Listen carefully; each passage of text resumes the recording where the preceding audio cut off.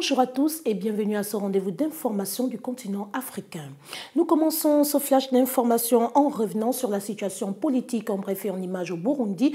Après 2 jours d'échange avec le chef de l'exécutif burundais, Pierre Nkurunziza, à Bujumbura, la délégation de haut niveau de l'Union africaine, conduite par le président sud-africain Jacob Zuma, a dévoilé des solutions qui semblent avoir fait le bonheur du camp Nkurunziza, mais une grande déception pour une frange importante de l'opposition burundaise.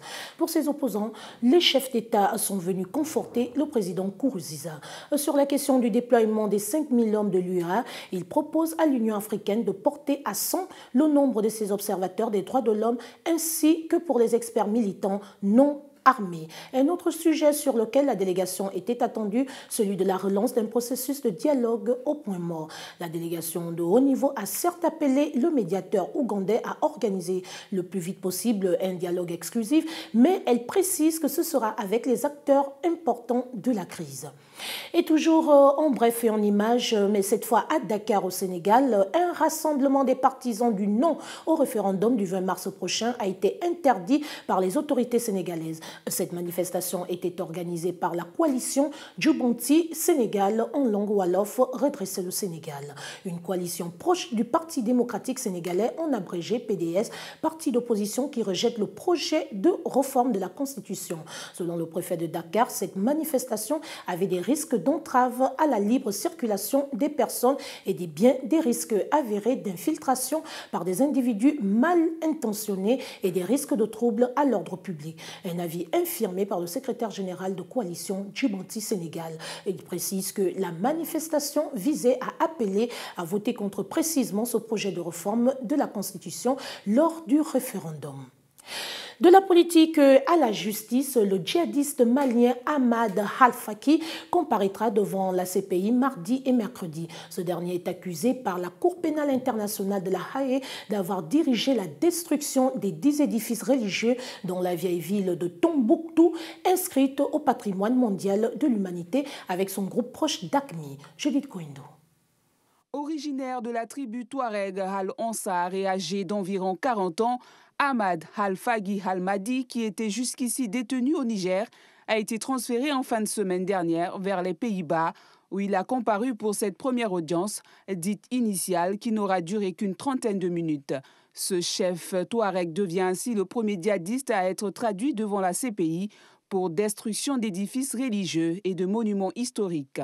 Selon l'accusation, l'homme serait un des chefs d'Ansardine, un groupe islamiste radical associé à Al-Qaïda au Maghreb islamique, et aurait dirigé la destruction de 10 édifices religieux dans la vieille ville de Tombouctou, inscrite au patrimoine mondial de l'humanité. L'audience de confirmation des charges contre ce chef Touareg est prévue pour mardi et mercredi. Lors de cette audience, le procureur de la Cour pénale internationale tentera de justifier la tenue d'un procès contre Ahmad Al-Faqi Al-Mahdi. Rappelons que la ville malienne de Tombouctou a été fondée entre le XIe et le XIIe siècle par des tribus Touareg. Elle est inscrite au patrimoine mondial de l'humanité. Et la destruction en 2012 de 14 mausolées de saints musulmans par le groupe djihadiste malien Ansardine dans cette ville avait provoqué l'indignation dans le monde. Toutefois, l'UNESCO a lancé en 2014 un vaste programme de reconstruction de Tombouctou et notamment de ses mausolées. Et une note d'économie à présent, réunie samedi à Shanghai, les grands argentiers du G9 ont apporté un soutien unanime au gouvernement britannique, déplorant le choc que constituerait un Brexit pour l'économie mondiale. Parmi les risques pesant sur la reprise économique mondiale, on note le choc d'une éventuelle sortie du Royaume-Uni de l'Union européenne. Le compte rendu de Judith Koindo.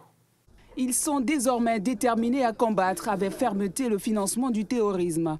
Le communiqué publié à l'issue de la réunion des ministres des Finances du G20 révèle que ces derniers vont redoubler d'efforts pour accroître leur coopération et leurs échanges d'informations. Le ministre français des Finances, Michel Sapin, a rappelé qu'il y a urgence à agir.